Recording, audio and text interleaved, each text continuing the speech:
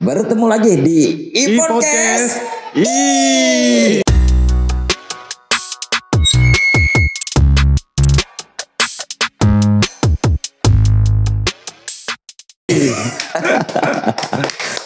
Ya alhamdulillah di kesempatan yang sangat-sangat berbahagia ini ya kita kedatangan tamu yang super spesial. Wow. Assalamualaikum. Waalaikumsalam warahmatullahi wabarakatuh. How are you today? I'm fine. Wow, I'm very blessing. I'm very proud to see you and to meet you today. Okay, same as me. May I know your name, brother? My name is Rojuluddin. I'm from Rojuluddin. Cikampek. From Cikampek. Yes, exactly. Wow. Kampung Baru. Your full name? Rojuluddin. Rojuluddin. Yes. Your call name? You can call me Rojul. Rojul. Wow, luar biasa. Perkenalkan, ini Mang Rojul. Ini mentor saya dalam berbahasa Inggris. Wow, luar biasa. Mang Rojul. Yes. Oh, iya. What your activity now? Every day I'm terapis. Terapis, Yeah. bekam. Yes, of course. Terus? Bekam, pijat refleksi, and ruqyah. Wow, luar biasa. Nah, ini informasi buat teman-teman sahabat iPodcast dimanapun berada ya. Jadi Mang Rojul ini multi talent, multi talenta, multi skill dan multi talentan. Segala bisa ya. Terapis, Yes. bekam, ruqyah. Ruqyah also. Juga bahasa Inggris ya. Nah ini Mang Rojul asli Cikampek. Iya, saya asli Cikampek, lahir di Cikampek, besar di Cikampek. Setelah MTS, ya dulu lulus MTS di Jatisari, MTS Negeri Jatisari, pindah ke Kerawang. Wow. Ya, terus pesantren. Wow. And I meet you there. Islamic Boarding School of Nurul Falah, Johar Timur, Karawang. Luar biasa. Like that. Wow, I'm very happy to see you and to meet you today. Yes. Kita pernah pesantren dulu. Iya, dulu kita pernah pesantren bersama ya, tinggal di sana belajar. Ini kakak kelas saya. Jadi saya masuk nih Bang Rojul kelas. Dulu saya kelas 3. Kelas 3 saya kelas 1. Iya, antum kelas 1 ya. Iya. Saya masuk pesantren 2002. Antum berapa? Saya 2004 ya. Betul. Ya, kita sama-sama dulu belajar dibesarkan, kenang-kenangan banyak. Iya. Ngojaya, renang, swim. Di irigasi Johar ya. Ingat nggak dulu? Gitu. Terus ngeliwat. Iya, ngeliwat bersama. Tapi dulu bewoknya nggak sebanyak sekarang. Iya, karena sebagai terapis ya harus menyesuaikan lah supaya ada ayah simaan itu di bahasa Sunda mah. Saya kira pernah dikirim ke Afghanistan. Enggak lah. Gitu. Tepuk tangan dong sekali lagi buat Mang Rojul. Alhamdulillah nih, terima kasih udah mampir di iPodcast. Sama-sama. Ya, bersilaturahim kita di sini. Berarti, nah. Dulu sekolahnya di mana waktu dulu, saya kan di SMA Negeri 4 nih Karawang. Iya, saya dulu sekolah di Madrasah Aliyah Negeri Karawang. Madrasah Aliyah Negeri Karawang ya. yang pertama di Johar terus pindah ke Lamaran kan. Kelas 2-nya di Lamaran. Oh iya. Nah, selepas dari Aliyah nih. Oh, kayaknya waktu masih di Aliyah juga sudah aktif di organisasi juga ya? Iya, dulu di Pelajar Islam Indonesia PII. Ya. Karawang. Udah menjabat posisi apa nih? Ya, dulu dengan teman-teman ya. Iya. Dulu sampai mungkin pas di pengurus daerah jadi komandan brigade. Komandan brigade. Pelajar Islam Indonesia. Iya, nah kebetulan saya juga ikut nih ya di PII. Terus dulu ada namanya Pelita Pelajar Islam Lintas Alam. Iya, Pelita. Sampai pernah kita kalau dari Kerawang itu ke Menteng ya? Iya. Ininya kan naik kereta ya. Naik kereta. Rame-rame nih rombongan. Itu naik keretanya dulu mah masih bisa nggak pakai tiket. Iya. Jadi kalau ada di kita, nah kita Iya, kucing-kucingan di petugas. tuh dulu ya ke Menteng, terus pernah juga sampai ke yang di Tangerang itu Mang Rujul. Iya, sampai ke deket ya daerah Tangerang ya. Iya. Terus pernah apa namanya? Lari di Monas ya. Lari di Monas, terus ya. Batra Batra ya, basic training di Cilamaya dulu. Training di Cilamaya, Jatisari, terus di mana lagi tuh? Saya latihan brigade di Taringgul Wanayasa. Oh, ini luar biasa.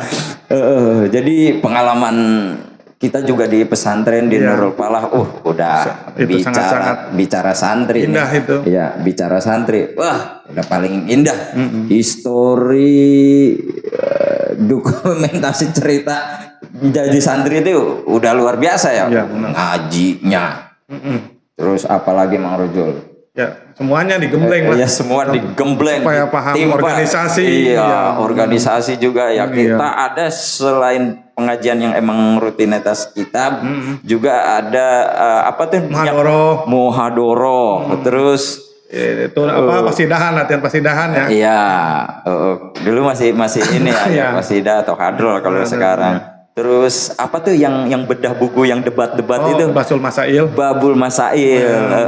Nah, itu jadi setiap minggunya ya, itu setiap kobong kobong dulu tuh kobong apa aja Mang Rujul disebutnya? Kobong AB, terus yang Maliki, Hanafi, nama kobong. Iya, Imam Madhab itu Hanafi, Maliki, Hambali, ya, Imam Syafi'i. Nah, kebetulan kita dulu satu kobong di Maliki blok E ya? Apa? Pernah di blok D, blok yang F. Yang kamar kobong Iya. Kobong E.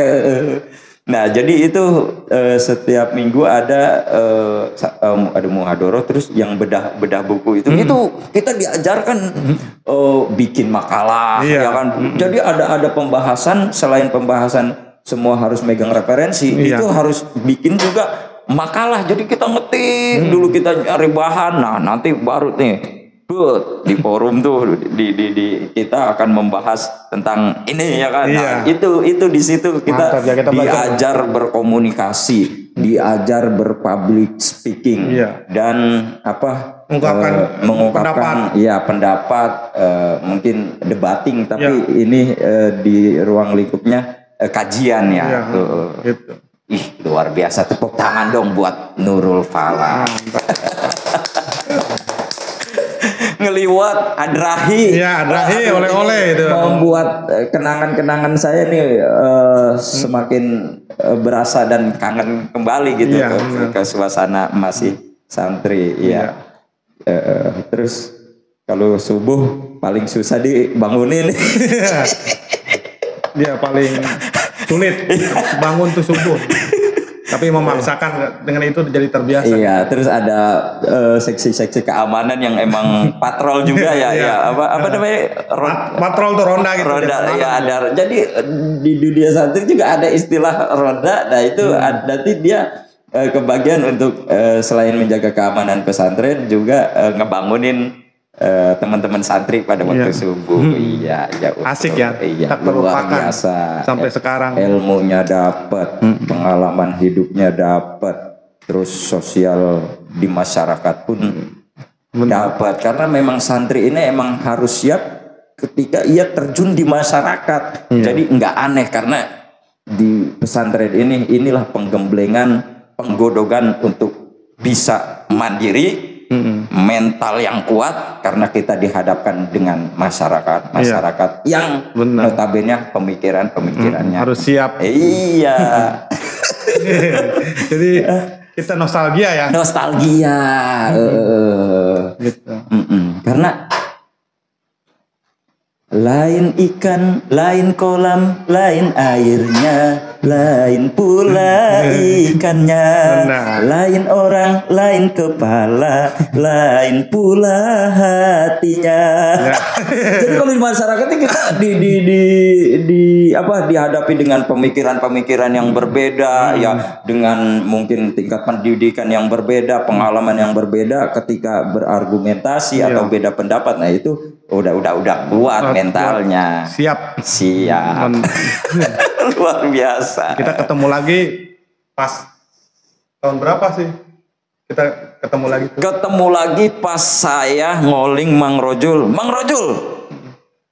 Kayaknya saya harus fluent for speaking English nih. Saya butuh untuk bisa dialect and conversation using speaking English.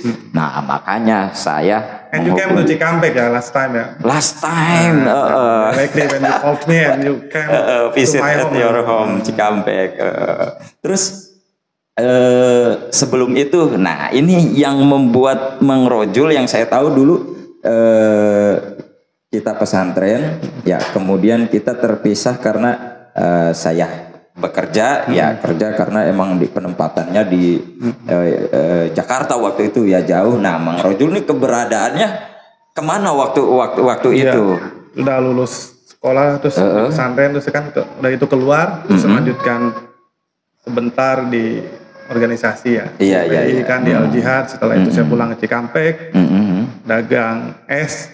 Di SD ya, dagang es dulu supaya tahu. Waduh, entrepreneur juga nih. Udah dagang es, sering ke Menteng Raya masih ikut. Itu pusat ya? Apa namanya? Wilayah, pengurus wilayah.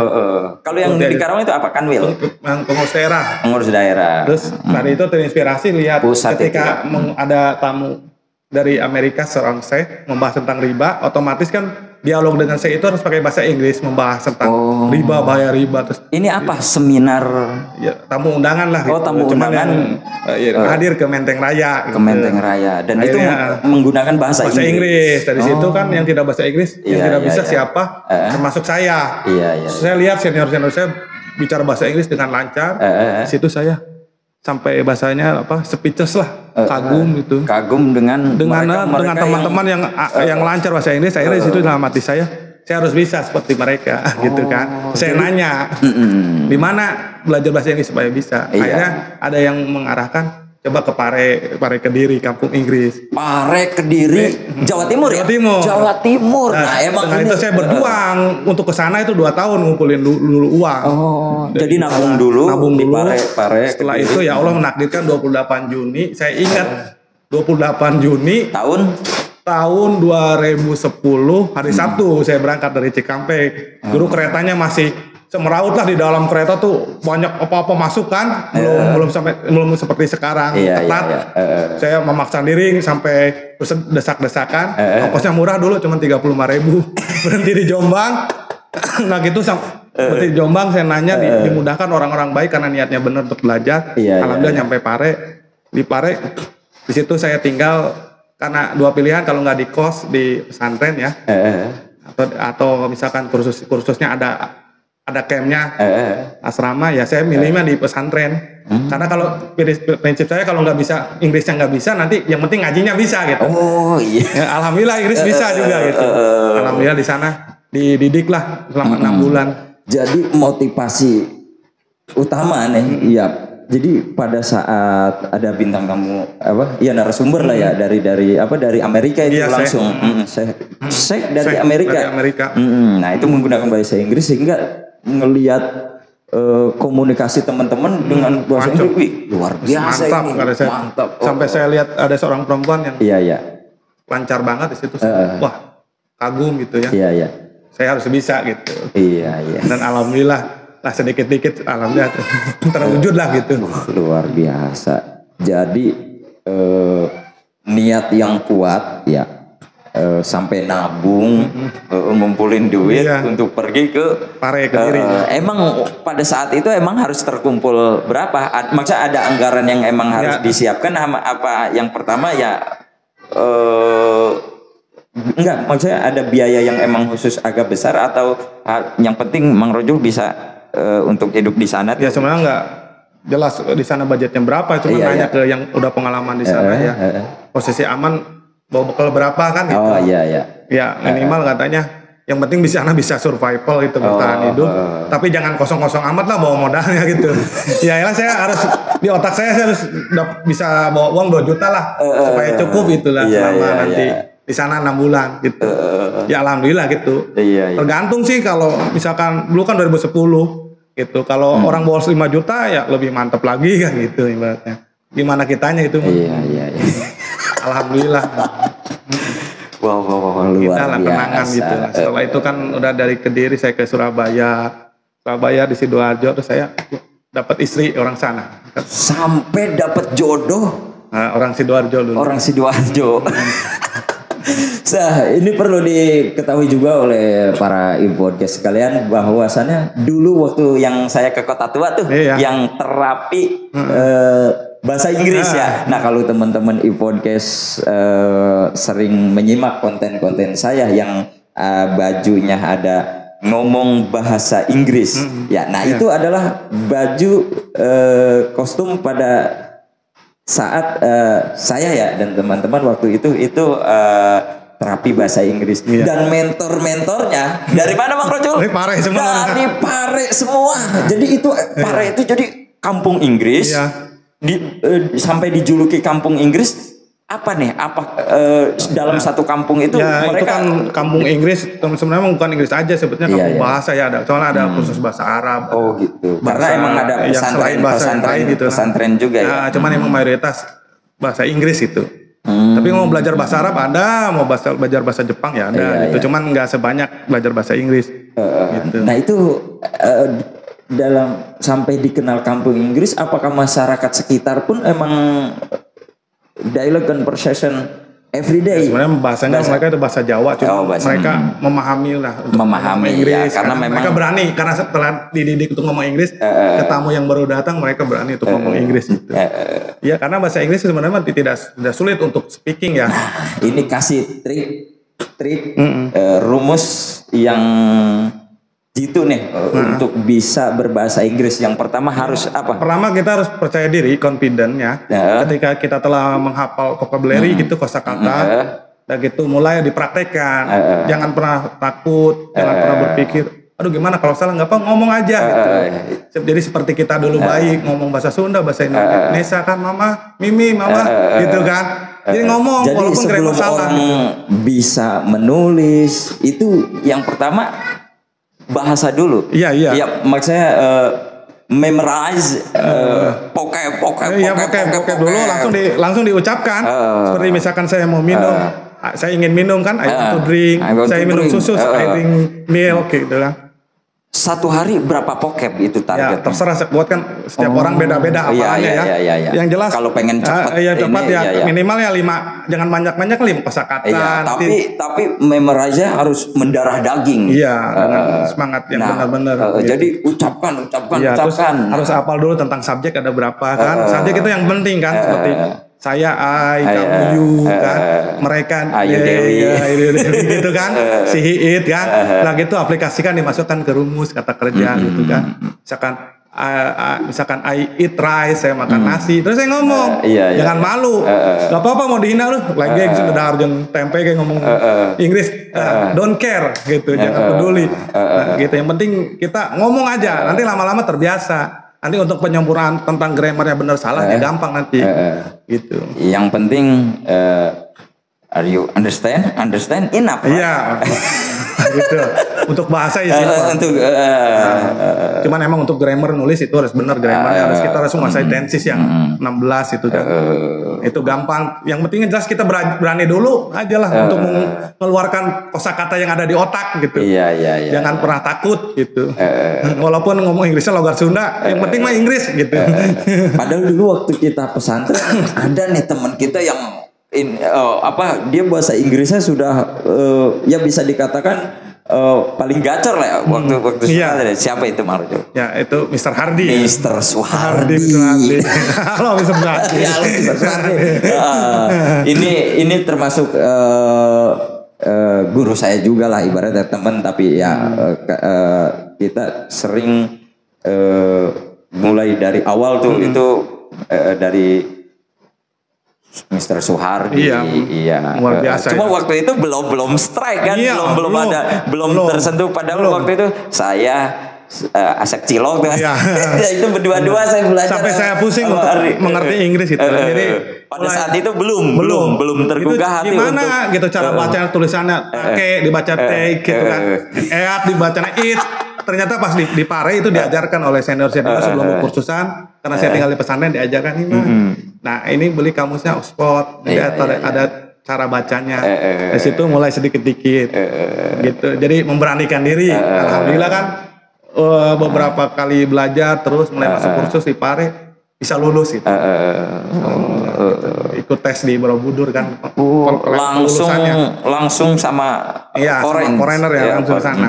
Langsung nyari orang bule mana, Australia, Belanda, ngajak ngomong Inggris gitu. Jadi kita praktek nih harus dengan turisnya langsung. Iya. Sampai orang turisnya dikejar-kejar. Ketakutan gimana tuh ceritanya? Ya kan dia kenalan, terus ngobrol setelah gitu. Minta ke orang turisnya, tolong kasih nilai saya berapa tentang tadi percakapan tadi gimana bahasa Inggris saya. Alhamdulillah kalau turisnya baik ngasih A, B gitu. Tapi ya misalkan paling jelek ngasih C, cuman rata-rata turis ngasih B lah gitu.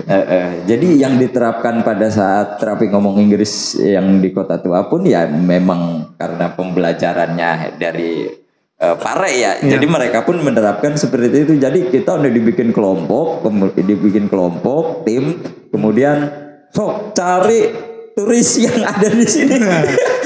Jadi setiap ada turis nih, mungkin dulu kita malu ya. Cuman saya salut sama kamu karena pas gimana? Itu ke Kota Tua percaya diri bener, mantap. Jadi saya kan di sana kan mantau ya. Statusnya kamu nyuruh, ayo Mang ikut. Mantau hebat luar biasa bener, percaya diri, salut saya. Mantap. Setiap ketemu bule langsung ayo brother. I know your name, where are you from? Luar biasa ya Bang. Nah terus berapa lama di Pare? Di Pare saya kurang lebih lah 6 bulanan. 6 bulan? Iya 6 bulanan. Really brother? Really. Oh just 6 months only? Yes. Tapi 6 bulannya udah menguasai. Ya kan untuk ngomong enggak secara target itu emang udah layak untuk 6 bulan. Layak karena kan untuk 6 bulan tuh kan kita pertama kita harus hafal tenses yang 16. Iya. Gitu. Seperti simple present, terus present continuous, present perfect continuous itu kan. Simple past. Itu semua harus kenalar sampai yang 16 itu kan. Setelah itu baru karena soalnya tenses itu dasar untuk memahami keberlanjutan grammar yang lanjut seperti question tag gitu, question word gitu. Jadi di situ yang paling ngeri emang belajar tentang grammar karena rumus semua gitu. Ketika masuk jangan sampai nggak masuk lagi besoknya karena nanti akan nggak bisa ngikuti pelajaran selanjutnya gitu. Nah pada hari ini nih podcast nih ada edukasi yang luar biasa ya. Makanya buat teman-teman ya, nah ini barangkali yang mau free pak bahasa Inggris ya ataupun mau refleksi, bekam, rukyah dan lain sebagainya, ini bisa langsung menghubungi Mang Rojuluddin di Cikampek. Tapi beliau bisa mobile ya, jadi bisa kemana aja. Artinya kalau dihubungi bisa nggak ke rumah saya atau kemana itu bisa kan? Bisa, tinggal nanti janjian aja. Iya luar biasa. What they like to drink? Yes, We are drinking coffee first. Wow, luar biasa. Bismillahirrahmanirrahim.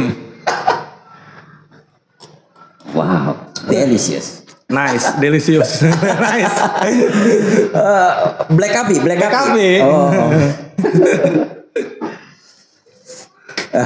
Mang Rojul nih. Bincang-bincang kita luar biasa ya. Ini di Pare ya 6 bulan. Ini yang paling sangat susah dihilangkan dari kenangan di Pare ini apa? Maksudnya ada pembelajaran yang emang ekstra dibanding mungkin sebenarnya kalau bicara bahasa Inggris ya kita dari sekolah udah dipelajari ya.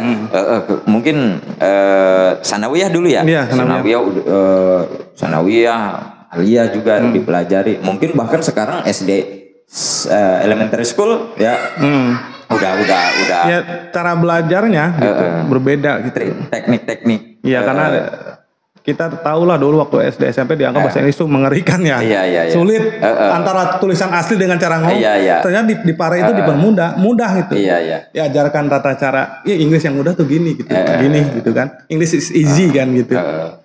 Terus di sana juga saya mempelajari dapat ilmu banyak tentang kemanusiaan, benar-benar di sana tuh merasakan kita itu dididik untuk sosial empati gitu ke sesama, benar-benar alhamdulillah jadi setia kawan, belajar tentang sosial gitu. Alhamdulillah tidak pernah terlupakan lah.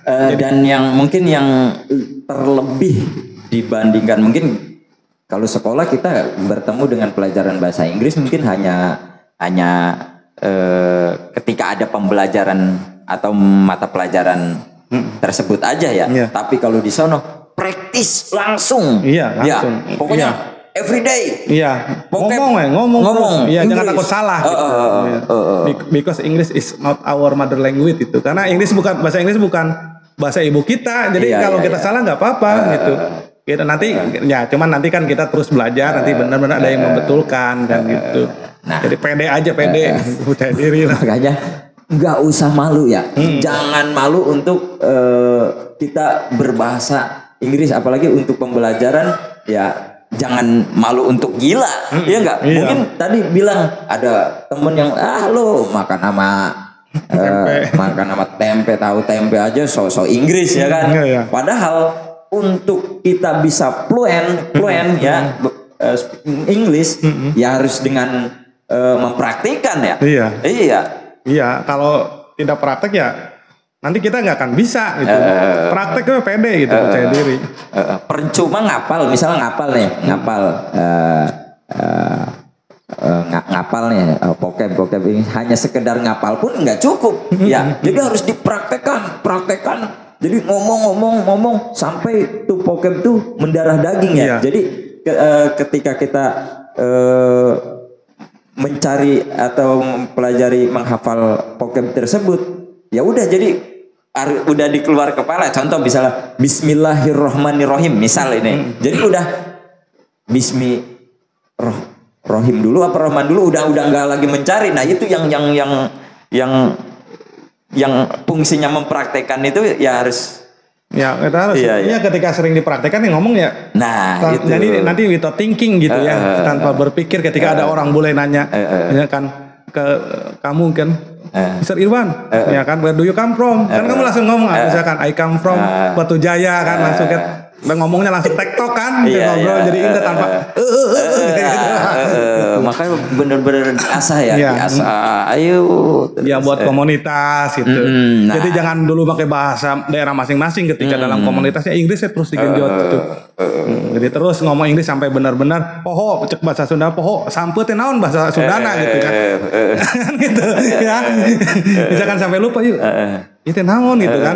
Padahal kan sampe gitu peuyeum. Sampai poho heula sementara mah gitu. Kan ke situnya balik deh, jangan melupakan bahasa Sunda kayak gitu. Benar gimana gitu. Supaya lancar. Tinggalnya berarti di asrama di sana. Dulu saya tinggalnya karena di pesantren. Senangnya ngaji. Iya. Ya supaya kalau jadi prinsipnya kalau nggak bisa Inggris yang penting bisa ngaji. Bisa ngaji. Ya, harus saya tinggal di pesantren namanya pesantrennya Darul Abidin. Jadi ada komunitas Inggrisnya namanya DSC ya. Darul Abidin English Club. Gitu. Nah, terus sampai kuliah juga di sana ya? Dulu di Surabaya itu. Oh, di Surabaya. Itu setelah nikah, after ya setelah di Pare. Merit? Pare langsung ke Surabaya. Gitu. Tapi luar biasa ya. Ya alhamdulillah. Perjalanan 6 bulan di sana terus sampai dapat istri. Istri mah yang pas itu 3 tahun setelah di Pare. 3 tahun setelah di Pare. Gitu. Jadi banyak kenangan lah. Berarti kuliah pun setelah di Pare, setelah Pare tapi jadi nikah saya dalam pas kuliah. Iya. Saya itu kan saya ke Cikampek, saya memilih jalan hidup jadi terapis. Nah. Nah kalau terapis nih, terapis ya ruqyah, bisa bekam. Ini ada yang ini lagi nih ya, yang apa ya, yang saya salut dari Mang Rojul nih. Beliau ini bisa ruqyah, ya bisa ruqyah. Bahkan saat masih di pesantren ya waktu itu ya. Iya itu kan belajar dikit. Udah belajar ya. Berarti itu masih dari aliyah udah bisa ya. Aliyah bisa sedikit-dikit tapi iya. mahir lah ibaratnya. Iya. Dalam itulah pelatihan. Tapi kan dulu saya pernah ini ya sama Bang Rojul, saya cek semua ternyata bisa. Ya lama-lama tahun kan ada yang bimbing saya gitu. Ya alhamdulillah. Terus sering berjalan waktu ya. Kan ruqyah itu sebenarnya setiap umat Islam tuh bisa kan. Oh gitu. Iya, yang penting mah dia bisa baca Quran, salat 5 waktu. Cuman karena dia biasa enggak meruqyah karena ibarat latihan nembak gitu, ibarat latihan senjata gitu. Jadi ketajaman seseorang dalam meruqyah itu tergantung keseringan gitu. Dan benar enggak sholatnya 5 waktu dijaga enggak sama terus baca Quran gitu. Iya. Gitu. Wah, ini luar biasa. Jadi seumuran masih SMA ya, cuma waktu itu aliyah ya, itu kan masih ya dibilang masih sangat belia lah ya, maksudnya untuk mempelajari hal itu kayaknya. Nah yang bisa nih Mang Rojul jadi udah mulai mencoba mempraktekkan ya kepada teman-teman waktu itu, luar biasa. Nah itu yang membuat Mang Rojul itu bisa itu apa pada saat itu? Maksudnya dari apa orang tua emang pernah ngajarin apa? Ya enggak, pertama kan saya lihat catatan dedikasi buku tentang catatan ruqyah. Iya. Saya juga di ruqyah kan. Semuanya kan gitu. Jadi di ruqyah dulu terus sudah di ruqyah dulu sama ustadznya 2 kali di ruqyah udah ruqyah mandiri terus ini caranya gini. Iya. Praktekkan kan. Pada saat itu ruqyah dulu, belum di ruqyah dulu saya di ruqyah dulu lah. Di ruqyah dulu 2 kali di ruqyah di Jakarta setelah itu. Nah nanti jangan kesini lagi nih ruqyah mandiri aja caranya gini. Itu di Jakarta. Nah terus itu pada usia berapa waktu itu? Umur berapa tahun? 16-17. Iya masih ini kan masih SMA aliyah kan pada saat itu. Iya. Saat itu kan diajarin cara ruqyah mandiri. Ada teman-teman yang pengen coba ruqyah gimana ya? Saya ajarin saya cobain praktekin ruqyah mandiri gini ke teman saya kan. Ternyata jadi reaksi semua kan. Iya. Ada gitu. Wah kata saya kok bisa gitu ya. Cuman ya karena saya masih kurang pede ya. Tapi tetap orang pengen di ruqyah gitulah, walaupun saya bisa sedikit. Jadi masih sekolah aja nih ya, masih sekolah SMA. Ini udah populer bahwa Mang Rojul nih bisa ngeruqyah. Ini aja udah luar. Udah gitu, baru setelah lulus saya kenalan dengan ustadz, diajarin coba, Pak, benar gak ruqyah saya? Disuruh ruqyah orang diliatin, liatin. Oh terus dibimbing, diarahkan, ya alhamdulillah lambat laun kan jadi pede, bisa gitu kan dilepas. Terus bekam, terus terapis, pijat, pijat gurah. juga, gurah juga, iya, udah komplit tuh ya. Terus perasaan pernah dapat sertifikat? Iya, punya saya lisensi, sertifikat bekam gitu kan. Iya. Rapi lah ketabuhan gitu ada. Ya sertifikat Inggris jelas ya. Gitu. Cuman ya saya memilih jalan hidup jadi seorang terapis lah gitu. Cuman kalau ada yang mau belajar Inggris privat ya siap dilayani kan gitu. Cuman ya intinya mah terapis gitu.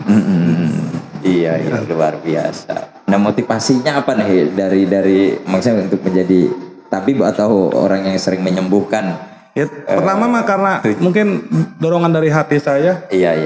Karena kan kalau dulu kan ada orang yang sakit, misalkan sakit yang disangkanya medis padahal non medis, akhirnya diganggu oleh jin kan.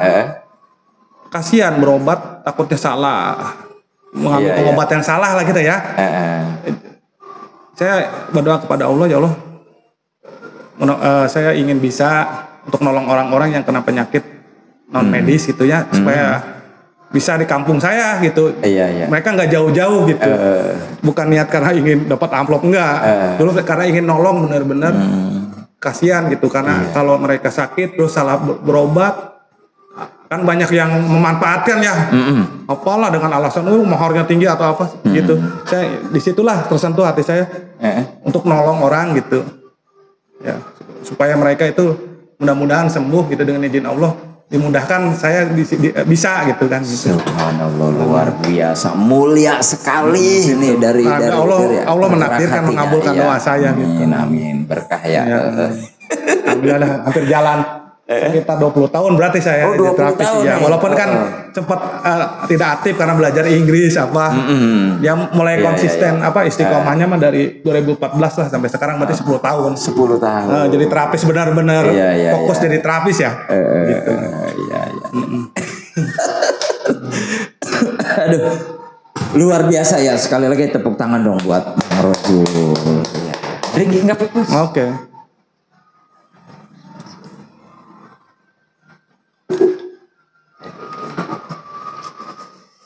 Nah, berarti harapan ke depan Mang Rojul nih, ya apa nih maksudnya?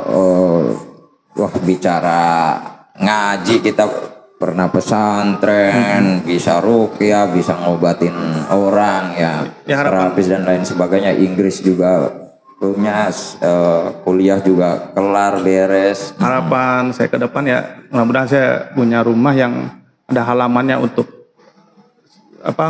orang-orang bisa, misalkan dia sakit bisa berobat atau sharing atau untuk mengopreskan otak ya. Nah, sebutnya inilah saya ingin di impian saya in my dream ya, in my mind ya, punya padepokan jiwa gitu. Supaya orang-orang yang jiwanya masalah atau yang punya luka batin atau yang hampir gila, setengah gila ya, mereka bisa sembuh lah dengan izin Allah gitu.